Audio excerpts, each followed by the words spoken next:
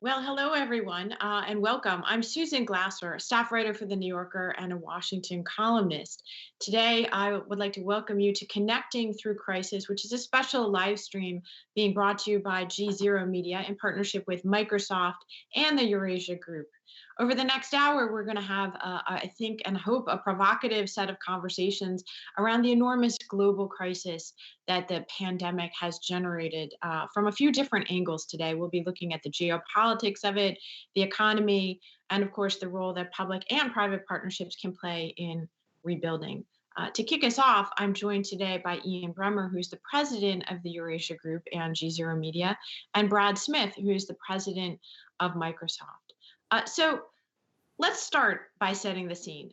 We were just joking about the fact that you're both in New York. I am very socially distantly remote from you here in Washington, dysfunctional capital of a dysfunctional world. You're sitting in New York that normally would be thronged with world leaders.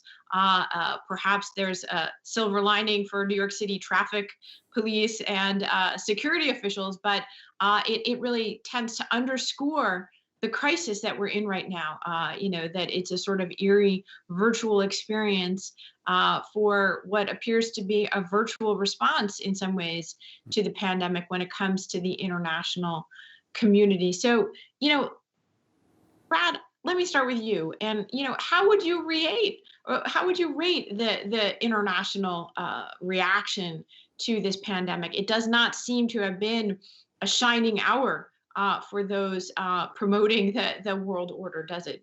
Well, I think you're absolutely right. It does not represent a shining hour for the world order. I think it really reflects two things. First, perhaps there's a bit of human nature in all of this. I think people tend to do well what they do often. Practice does indeed make perfect. And for much of the world, including North America and Western Europe, it's basically been a century since governments and society have had to grapple with something like this. There are other countries, especially in Asia, where it's been more like a decade instead of a century. And you just see that in their institutional capability, the lessons they learned and are applying. So I think there's hope for all of us to take away from this more than we entered it with. But there's a second factor. This virus respects no border. We have to work together across borders to manage something like this effectively. And that's the other lesson we have to keep in mind. Even if we each individually as nations apply what we've learned, we will fail if we fail to act collectively. Well, so far, you would say we're sort of failing to do that, though, aren't we? Absolutely, we are. Let's just say, whatever we get as a grade, it's not going to be an A as a planet. And I think we just have to take out of this a resolve that when this returns, and it will, we're going to be better prepared and we're going to do better as a planet. Well, we can knock wood on that one. Ian, you recently interviewed the UN Secretary-General António Guterres ahead of this week when the world's inability to collectively act is on display, as well as some of the flaws and fissures in his own institution. Even talk of multilateralism from where I sit here in Washington, it might as well be an Oxford Debating Society discussion. But you asked the Secretary General some specifics about the impact that the pandemic could actually have on the future of the organization. Let's look at a little bit of that, and then we can come back and discuss it. A crisis created the United Nations. It gave the Americans and others the gumption and the willingness to put together this idealistic institution that we all need. We have a crisis today. Is it helping? It's not yet clear whether it will help or whether it will further undermine the possibilities of multilateral institutions to deliver. I think that we are now confronted with two kinds of attitude. Those that look at the COVID-19 and feel that it has shown the fragility of the world, fragility in relation to a pandemic, a microscopic virus that's put us on our knees, fragility that would require us to be humble, to understand that we need more unity, more solidarity, and that we need better governance in global affairs, which means to strengthen international cooperation. On the other hand, the same situation has led many people to think that, well, what we need is to do it by ourselves. Let's deal with our problems and forget about the others. This is a big crisis, so let's take care of ours. And this is, of course, exacerbating feelings of nationalism, of populism, even of xenophobia and racism in more extreme situations, and the denial of the need of multilateral governance and multilateral institutions. The two things are now confronting each other. This will be a very important ideological battle in the months to come. I'm on the side of those that believe that the world needs more governance, not less governance. But I am not naive. And I know this is going to be a very tough ideological battle, and it is not one. So we might come out of it with the capacity to build back a world with more inclusive and sustainable perspectives, but we might come out of it with a world where chaos will become the main logic of international relations. All right, so Ian, he's sort of saying a couple of contradictory things there. In a way, he's suggesting that we have to have more international governance, but he's saying, well, we might or might not get that. The U.S. election obviously is one key determinant that might tell us what the answer to the Secretary General's question is. How do you think that's going to be answered, or frankly, has it already been?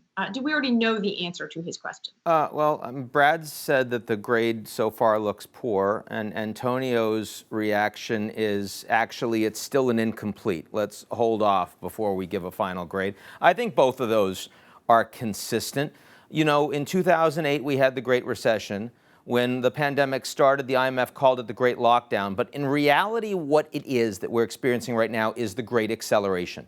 We have a bunch of trends that have been coming for decades, and we've not been addressing them. And they are now speeding up, and we're experiencing 5 to 10 years of them in 12 months of pandemic. Growing inequality, populist and nationalist backlash, technology disruption, global economies, and civil society. And on the back of all of this, a geopolitical environment with political institutions, both domestically and internationally, that increasingly do not reflect the geopolitical balance of power and the challenges that we have to respond to. So there is no surprise that in response to the biggest crisis of our lifetimes, that so far the institutional response has been ineffective, because the institutions in place, the political leaders in place, have not been responding well for years for a reason, and that's now becoming very evident. But the challenges are also becoming much more urgent, and there have been individual leaders around the world in some countries. Some are authoritarian, like Vietnam. Some are democratic, like Germany. Some are big, some are small, some are left-wing, some are right-wing. But we're seeing some individual leaders that are responding effectively, and not just in governments, but in the private sector, too. The big point, though, is that internationally, and sitting here from the United Nations General Assembly week, but with no General Assembly and no leaders here in New York, very different kind of lockdown we're experiencing, the multilateral response so far has been very seriously incomplete. So, Brad, what does that mean from the perspective of a corporation? If the governments fail, and whether they fail in terms of, creating an international cooperation, you have to work across borders, regardless of what, whether that is a functioning or a not functioning world order. Is it possible for you to be a responsible stakeholder in Secretary General Guterres' inclusive multilateralism if the other parts of the multilateralism aren't working? Well, I think we can be responsible, but I don't know that we can be successful, and I think that's the conundrum. Governments play a unique role. I think they always will. As their name suggests, they create the rules, they pass the laws that govern us all, and we all have to follow them. But in the world today, I think increasingly we see problems that cannot be solved by government alone, nor can they be solved with an absence of good governance. But most importantly, I think we need government to do what it needs to do. We need the private sector and businesses to contribute in a responsible way. We need civil society, nonprofits, and NGOs. When we bring all of us together, and there are increasing examples where we are doing this, we can make real progress. I think that's the recipe for multilateralism in the 21st century. It's multi-stakeholderism. Let me just quickly ask, and we're going to bring in another guest, but Brad, have your views changed in the last few years of, what is required of a corporation? I mean, in a world of increasing nationalism, where the old notion of globalization is increasingly under challenge, including here in the United States, do you feel you answer more to country over a borderless world? I think we answer both to governments and countries on an individual basis, and we also answer to a customer base and to the public that in many ways, on many days, is quite global. And we always need to keep in mind both this need to think and act locally and globally as well. We can't go just in one direction or the other. Well, I'm delighted to bring in now someone who's thought deeply about, how to respond to crises, whether of the, hurricane variety or of the existential governmental variety. My friend, Secretary Jay Johnson, who was the Secretary of Homeland Security under the previous administration in the U.S., he's now a partner once again at the law firm of Paul Weiss, Rifkind, Wharton, and Garrison. They always forget Garrison, right? Jay, how do you think? Good morning. How do you think the response to the coronavirus is compared to previous crises, that you saw firsthand in your tenure as a Homeland Security Secretary? I mean, are we failing or incomplete? We're failing. I hate to say it. First, let me say I feel a little left out because I'm not there in New York with Brad and Ian. I'm here in Montclair, New Jersey. Susan, your hometown. Your parents, as you know, live right up the street from me. I'm just across the river. This used to be my most stressful week when I was Secretary of Homeland Security because of the convergence of all the world leaders in Manhattan and the security that was required. So looking at the answer to your question from the U.S. perspective, the nation on earth with one of the mightiest public healthcare apparatuses has had the poorest public healthcare response. And this crisis was not unanticipated, but it is unprecedented on a once in a century basis. It's pervasive. It touches every corner of our country. And we have not responded well, frankly, because at the level of our national leadership, our leaders have not been straight with the American people, have not told us the truth about the danger we face and what we need to do to correct it and to solve it. There's also the fact that the public health authority to quarantine people, to require them to stay at home in this country, resides at the state and local level. And we've had a patchwork of different executive orders and quarantines, but at the national level, our leaders have failed to accurately convey to us the danger that we face and what we need to do to solve it. Therefore, we have the situation we're in now. A notable exception has been here in the Northeast, where our governors have been relatively straight with us and told us the truth. And we had the spike in mid-April, and the numbers have gone down dramatically since then because members of the public here in the Northeast have been fairly disciplined about following the rules that our leaders have set out for us. So, well, first of all, I'm very glad that Montclair is overrepresented on this panel. But tell me, as far as the pandemic goes, this is a scenario that you rehearsed. There were public health challenges when you were in office in the Obama administration. Is the failure, as you see it, fundamentally around political leadership and communication? Are there practical lessons that aren't being followed? Well, to be sure and to be honest, when you're dealing with a crisis, no government gets the response exactly perfect. And there will be many, many critics around how someone responds to, 5 years ago, 6 years ago, it was Ebola or a surge on our southern border or a cyber attack.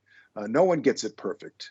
The problem here has been that the pandemic, as it hit the U.S., has been so pervasive and the crisis so large. We in Homeland Security think about disasters and crisis responses being regional, a couple of states at a time, not nationwide. And so for that reason, obviously, among others, the response has been very, very problematic. No government can get it perfect, but in my view, the problems have been exacerbated by a failure of national leadership to accurately and adequately communicate to us what we need to do. As you look ahead over the next 6 months, is there anything that leaps out at you as the biggest thing we should be looking for and trying to anticipate as a real risk, or something that we're not got our arms around fully yet? Well, I think of security risk in short-term and long-term ways. So long-term, in my view, the biggest risk to our nation and our world is climate change, global warming. As Barack Obama used to say, it's a slow motion emergency. Therefore, our leaders fail to put it on the top of their inbox to address.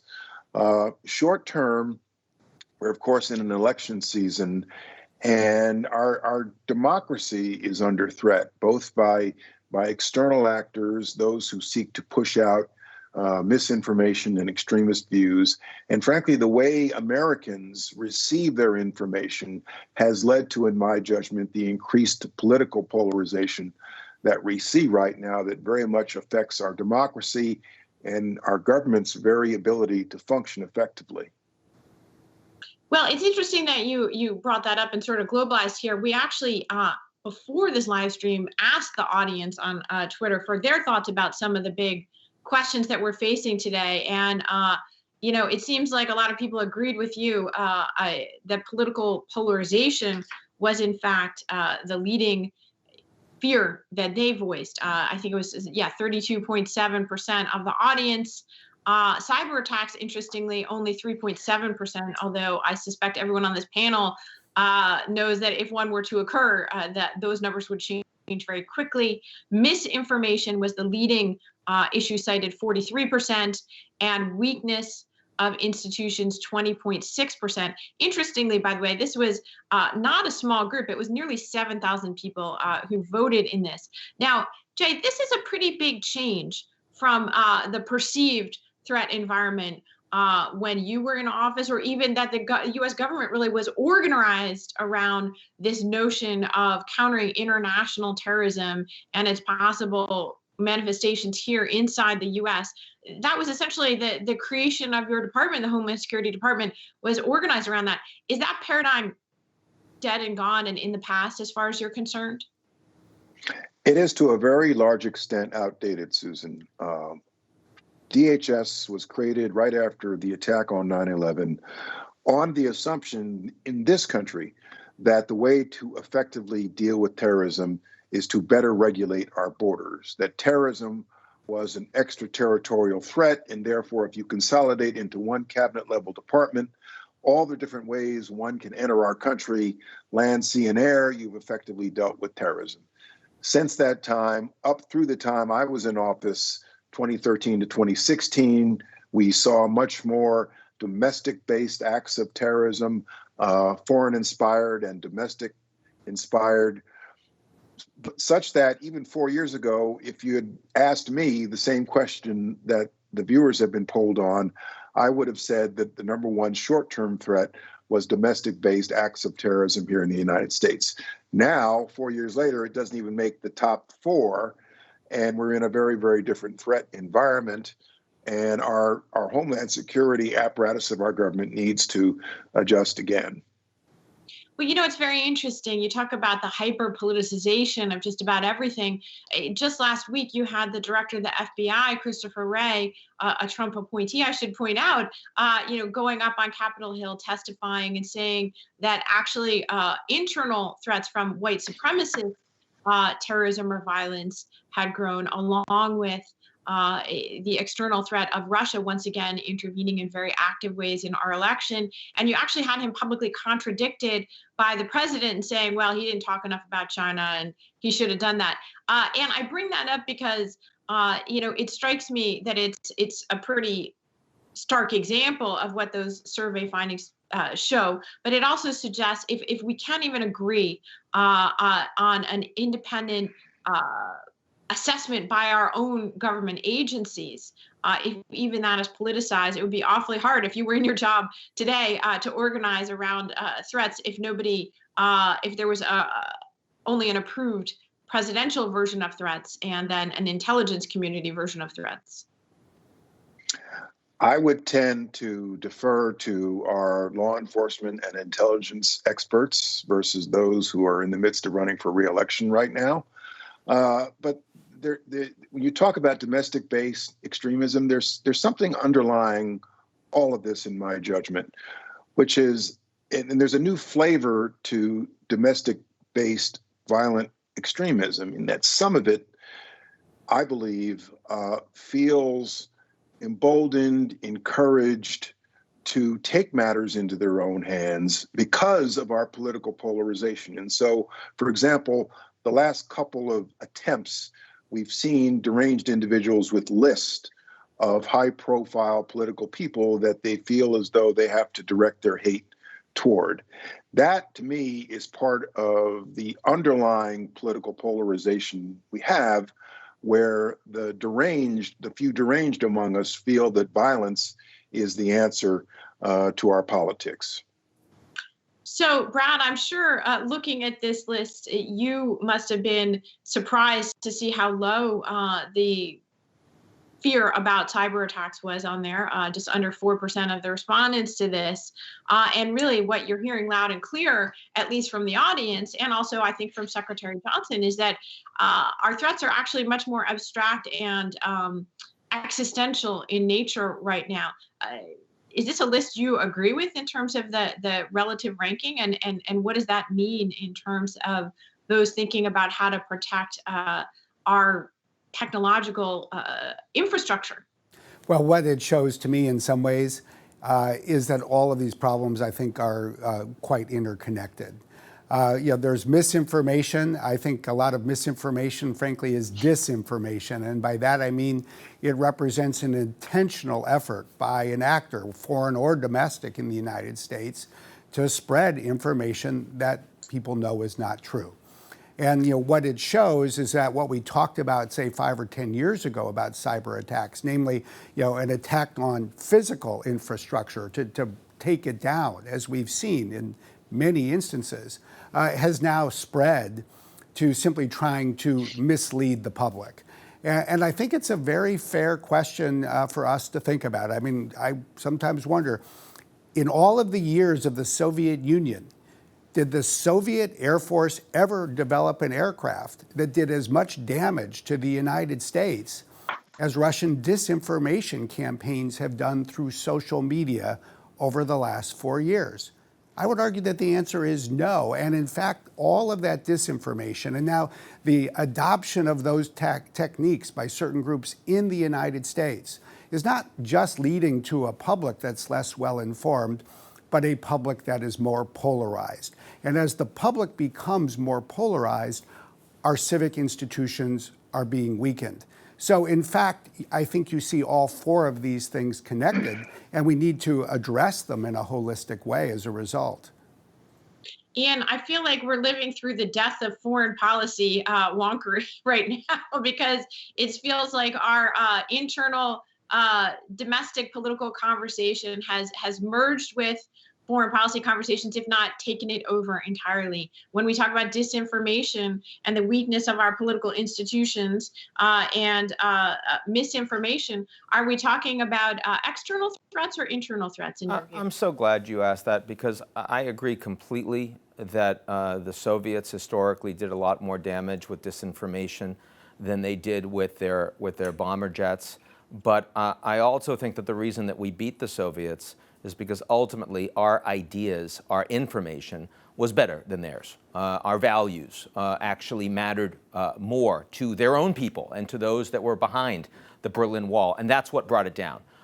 Individual liberties, a free market that worked, and the ability to create opportunity, both for those inside the country born and also those that tried so hard to get to the United States. And I think a lot of those ideas no longer feel as legitimized to the average American. Look, the Russians are engaging in disinformation, not just in the U.S., but all over the world. But it's more effective in the United States. And the reason it's more effective is because so many more Americans are prepared to hear that message, are already feeling like the institutions do not work for them, like the system is rigged. That's why they were prepared to vote for President Trump. That's why they've been so upset with the American establishment, whether we're talking about political leaders or the mainstream media or scientists, even the CDC. You know, all of these institutions have been weakened. And so I really do believe that, I mean, there's a reason why in Germany, Russian disinformation hasn't done as well as it has in the United States. And it's because the German government is seen as functioning more effectively for the average German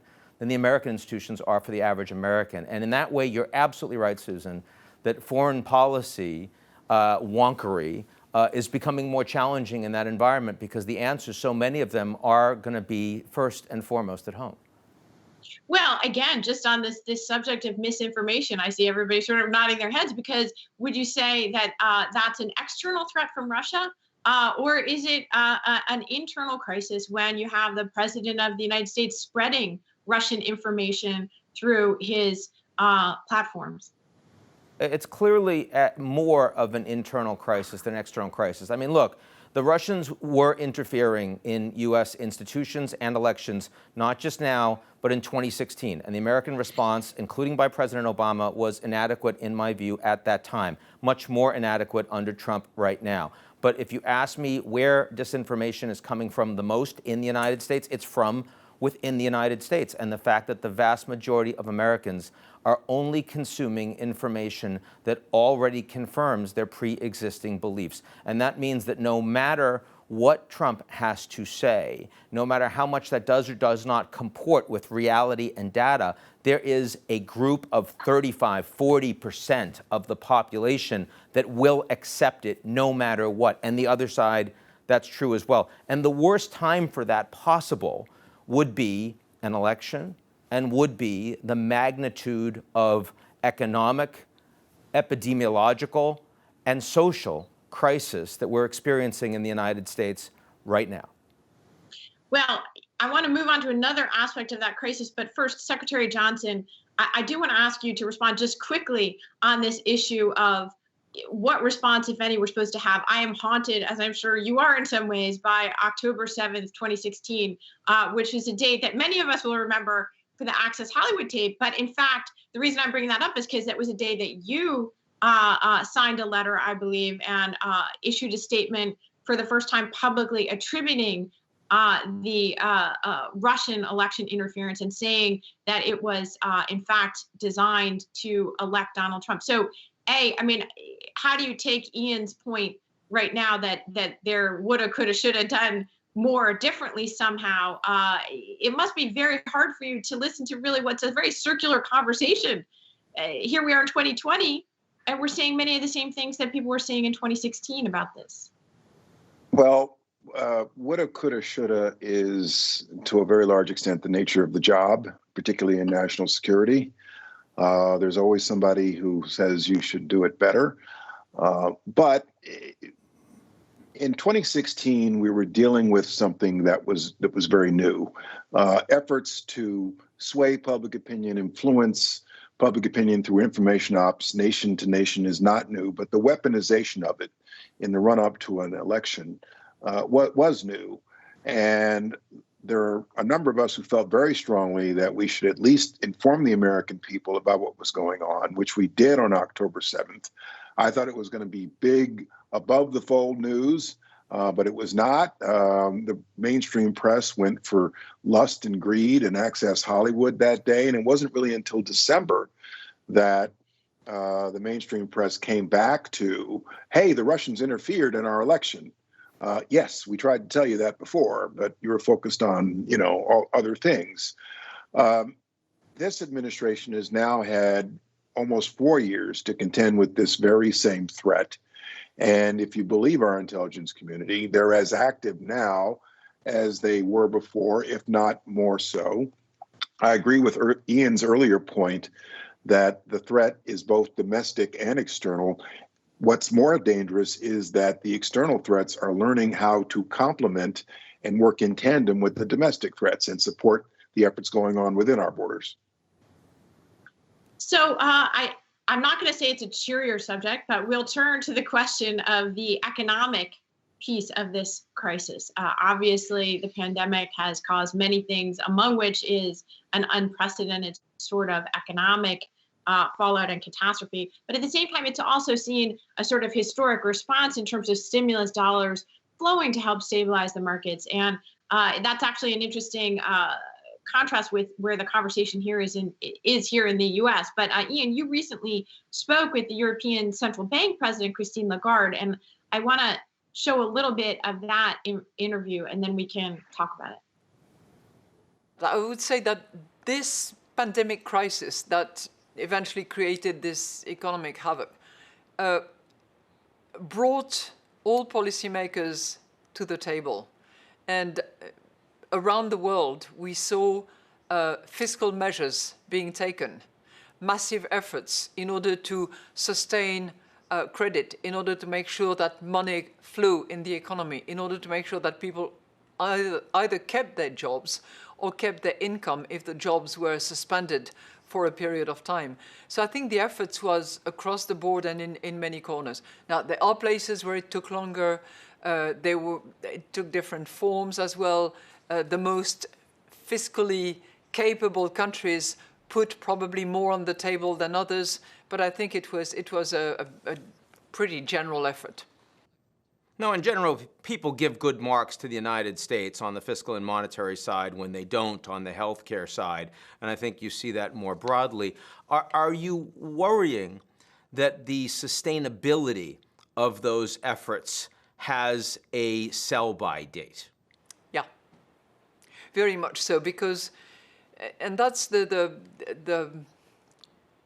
I like to say that the recovery is underway, but that it is uncertain, incomplete, and uneven.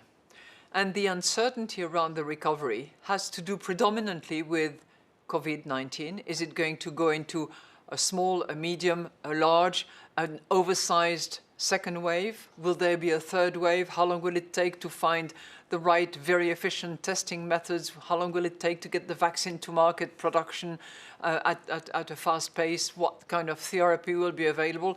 That's a bucket of uncertainties that is out there.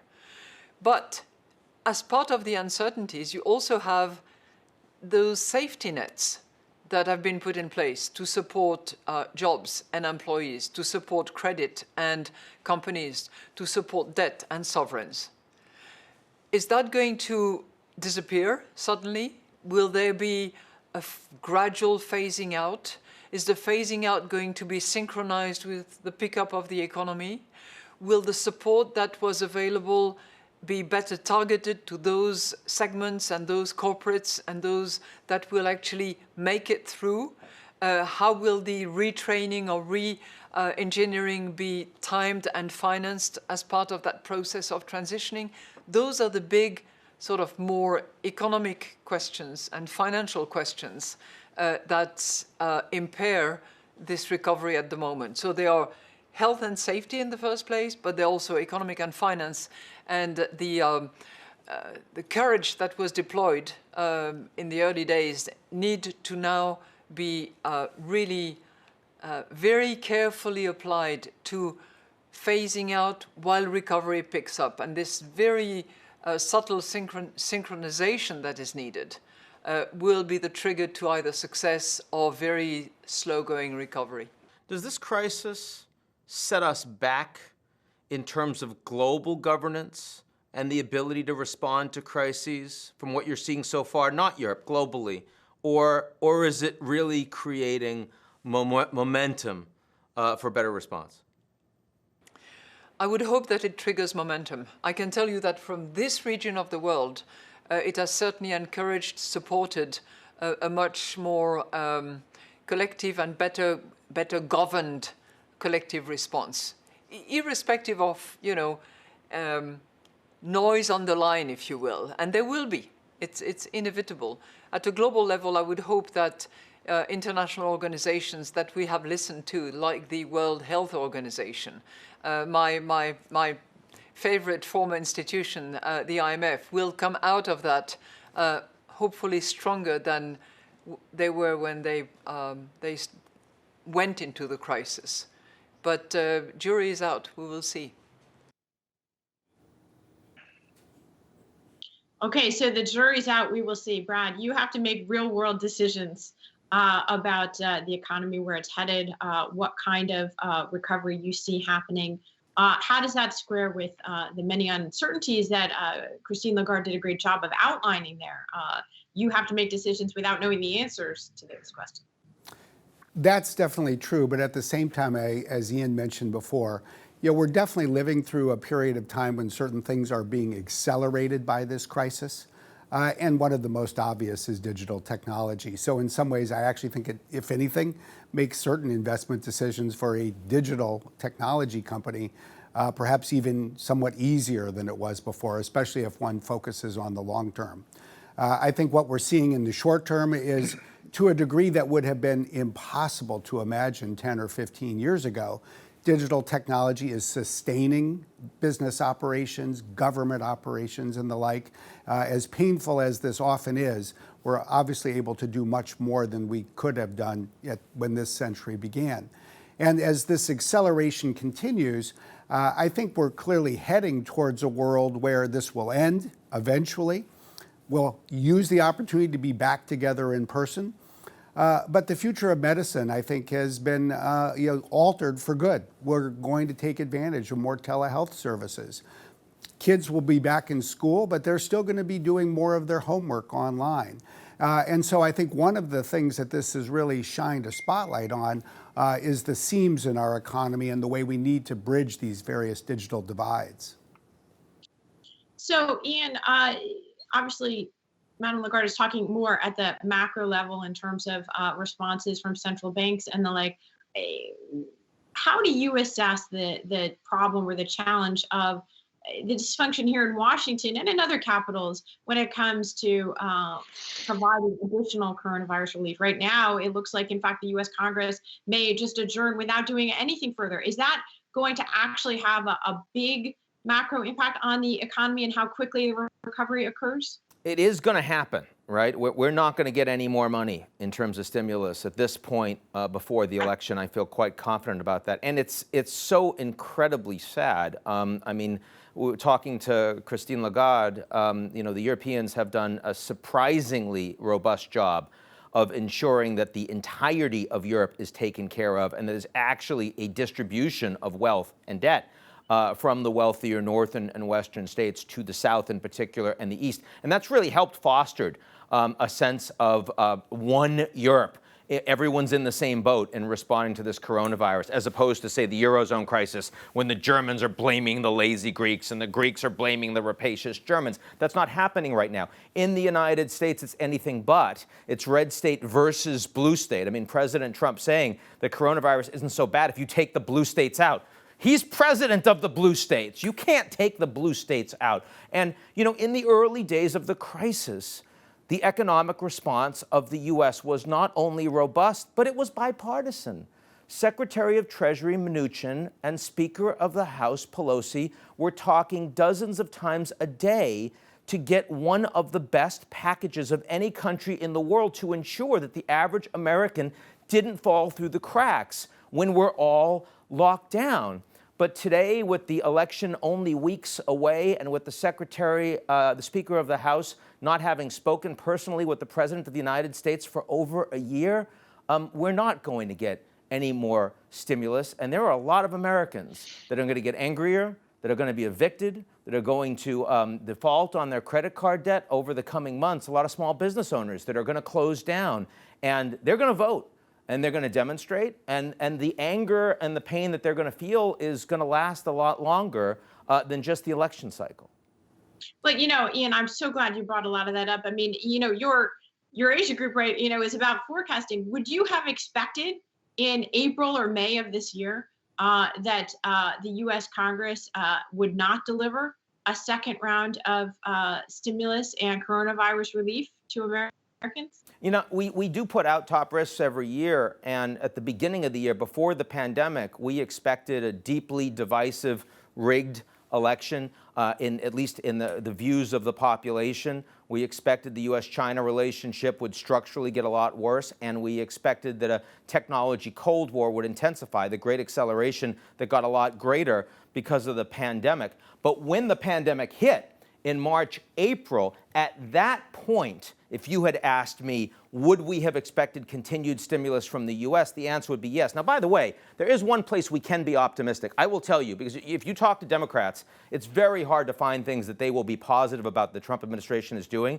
I have spoken with pretty much every senior economist around Biden, and they have all told me that Jay Powell, Fed appointee under Trump, has done a fantastic job. You cannot find a serious Dem that thinks that they haven't done well. Christine Lagarde said the same thing to me just a couple of days ago. So it's nice to see, at least on the monetary policy front, that the Americans are still succeeding, and the markets absolutely reflect that, even though the actual economy and the average American increasingly does not. Well, it's interesting, Ian. I suspect the only person who might disagree is Donald Trump, who doesn't like his own appointee and has publicly attacked him. Secretary Johnson, I want to ask you just quickly, while you're getting your phone call there, here's my question.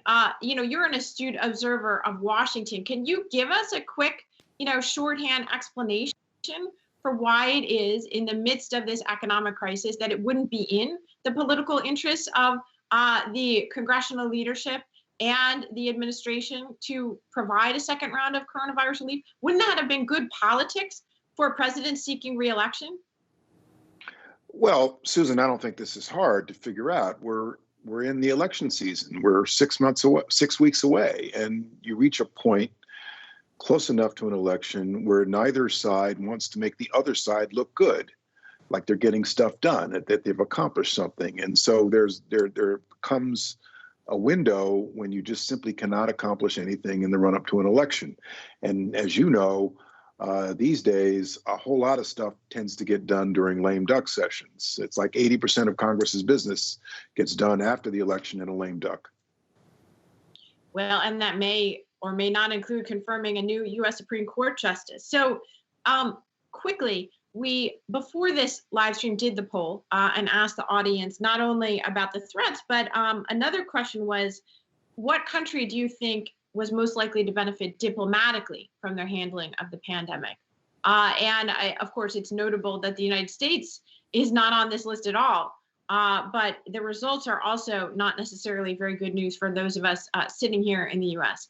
Interestingly, the hands-down winner here is New Zealand with 35.9%, China 22.6%, South Korea 22%, none of the above 19.5%. So, Brad, when you look at this, what is your takeaway here? I mean, New Zealand is not about to become the world's new superpower. Well, although I think maybe that they should. Maybe they should.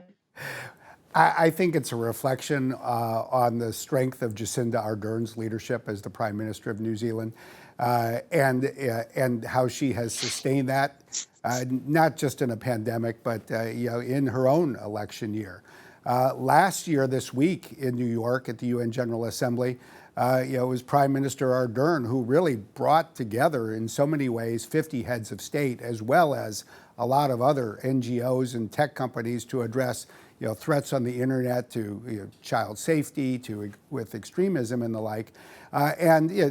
She built on the strength of her leadership domestically in, I think, really providing very dynamic leadership to address the pandemic. As she said, we're going to hit it fast and we're going to hit it hard. And perhaps more so than almost any other head of state, she was able to make that work. Obviously, New Zealand benefits from being a relatively small country in a relatively isolated part of the planet. But I still think the world needs that kind of role model in terms of leadership. I'm not surprised to see the people who responded to this poll look to her that way. So, Ian, it looks to me like you rigged this poll here to prove that it really is a G0 world, which is your framework that you've been advancing for quite some time. Look, it's pretty clear that if tourism was happening right now, and if New Zealand's borders were open, a hell of a lot of people would be trying to get in. I accept that. I think, look, what's for me is most interesting about this poll is how poorly China has done. Because the Chinese government, 1.4 billion people, the first hit by coronavirus, after covering it up for 4 weeks, completely locked down, ramped up testing in an extraordinary way, and were able to turn their economy around, get their supply chain completely running by the second quarter, the end of the second quarter. This year, the Chinese economy is actually not contracting. You'd think that would show fantastic support, that China's doing a great job. Actually, anything but. The amount of anger at China for not being a global leader, the way they've mishandled diplomacy, vaccine nationalism, for example, not participating so far in the UN COVAX WHO process like the United States is not, as well as increasing hostility towards China on a bunch of issues internationally, is showing that it's not just the United States that's increasingly seeing as not having its act together. It's the world's second largest economy, too. And so, yeah, I mean, from a G0 perspective, it does show the depth of the challenge of coordinating leadership in the middle of this crisis. But the United States isn't even on the list. Secretary Johnson, can you imagine any previous moment in your entire lifetime when the U.S. wouldn't even be on the list? No, I was actually wondering where it was on that list and how we might have fared if the question had been put. We'd probably be pretty low right now. The Secretary General made a point earlier in this program that I agree with, that in a pandemic like this, very often the first response is nationalistic. Secure your own borders and let everybody else worry about themselves. And that has been the impulse on steroids in this administration, in this country.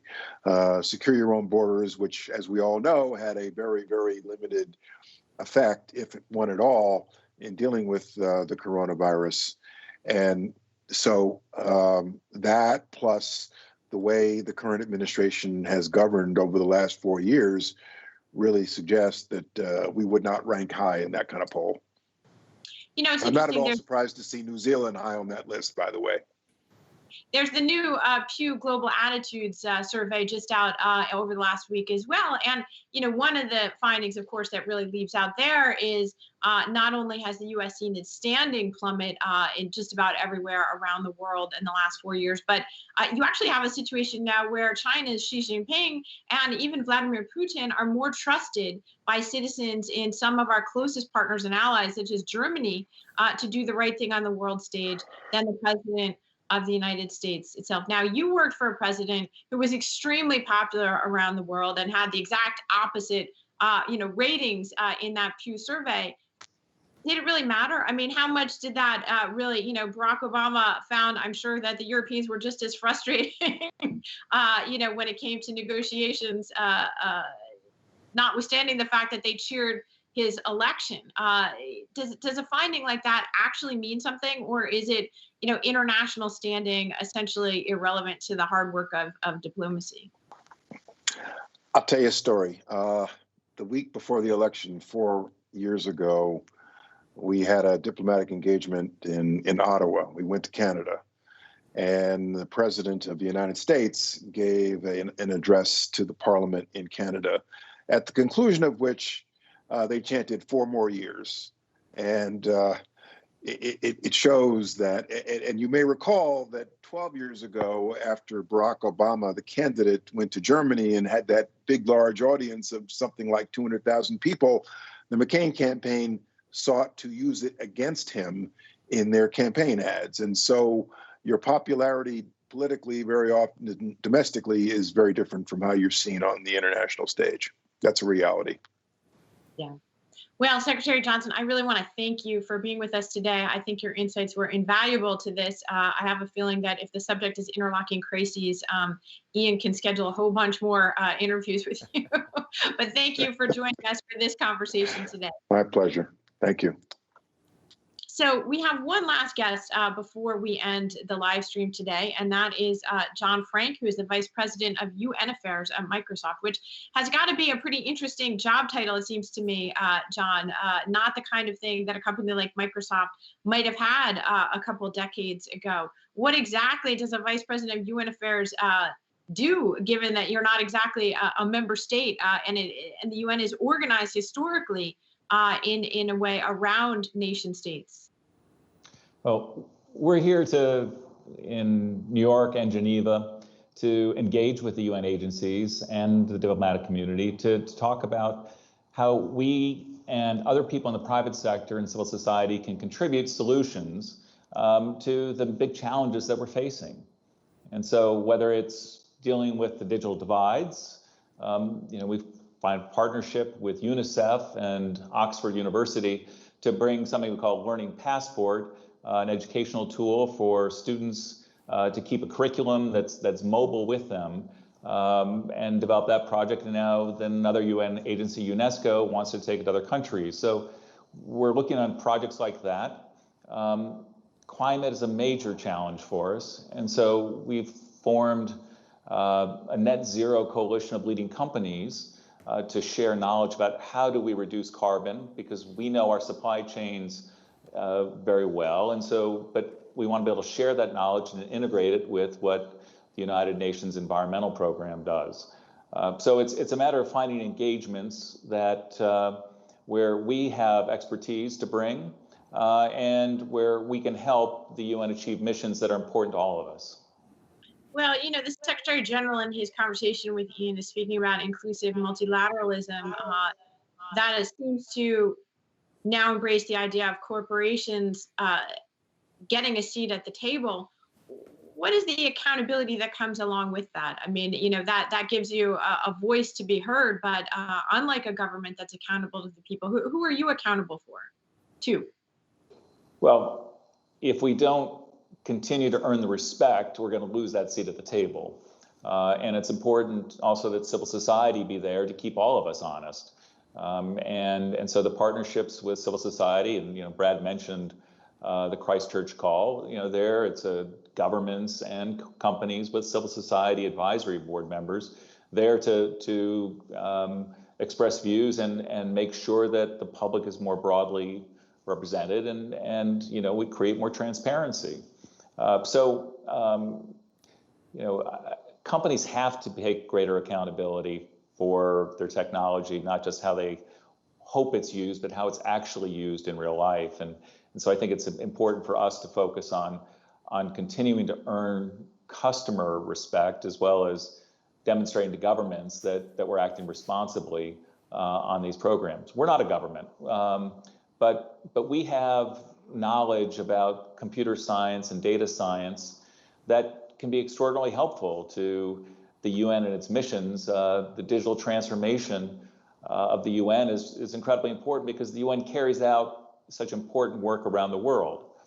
So as we think about helping the UN achieve more, the UN deserves to get the best technology that leading companies get to help with the food program or to help with environmental programs or training and teaching.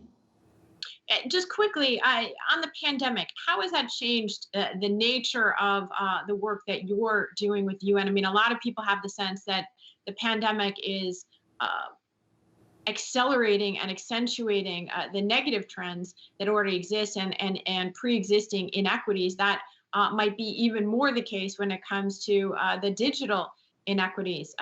Do you see your work as having changed fundamentally because of the pandemic?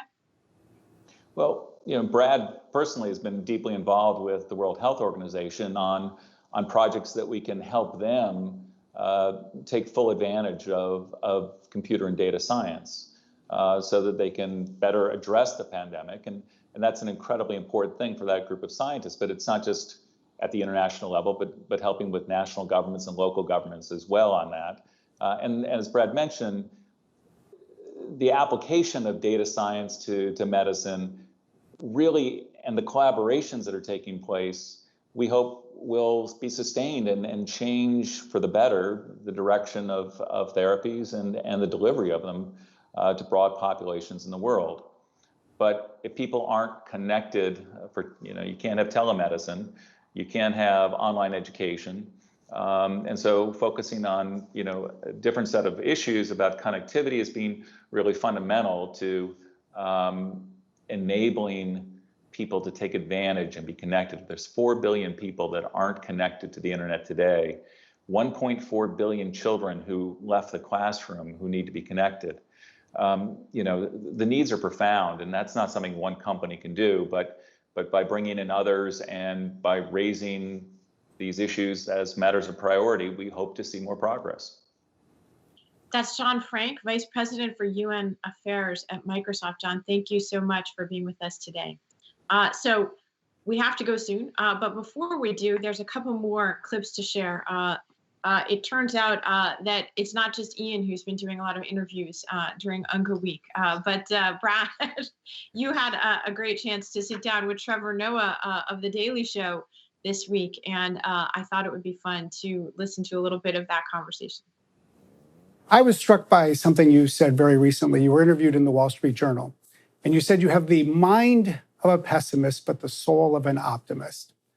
Looking back at 3/4 of a century and looking forward, do you think the world is better off or worse off than when the United Nations was created 75 years ago? Well, I always think the world is better off. I know it may not feel like it in a moment, but I think we steadily move forward as human beings and as a species.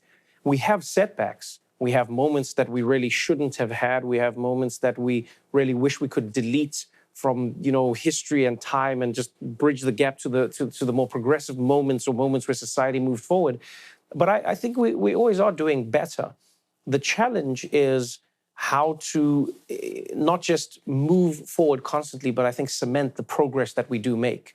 And so to borrow from the world of computing and technology, computers are always getting better. Our processing power is always increasing. Things are always becoming more accessible. I mean, you look at 70 years ago, people didn't have access to technologies that today an individual can just have in the palm of their hand. And I think things like that democratize information, they democratize how society can advance, they democratize how people can communicate.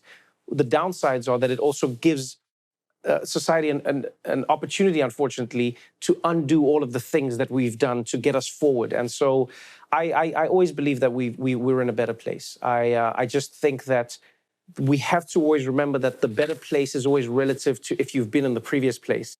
And so it's one thing, some people say, well, look at what life was like 200 years ago. You go like, yes, but we weren't there. So we can't grade ourselves by the standards of 200 years ago. We have to grade ourselves by today's standards, and hopefully our children will grade themselves differently, and their children will do the same, and hopefully their children will do the same.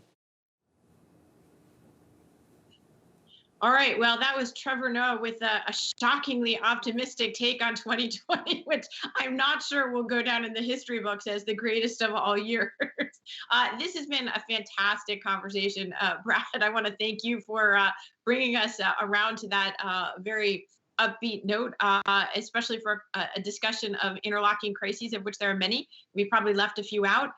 There will be more chances at that. Ian, thank you for being with us and for all your great interviewing. You can see the rest, by the way, of that interview and the other interviews that we've aired clips from on GZERO Media's website at gzero.com/UNGA. And by the way, there are still 2 more of these live stream conversations, as I understand it, coming up from GZERO Media over the next few weeks. You can see the schedule right there on your screen. So we're all done today, Connecting Through Crisis. Brad and Ian, thank you so much for your insights. And of course, thank you to everyone who's viewing this today. I'm Susan Glasser from The New Yorker. Take care, everyone. Thank you. Thank you, Susan.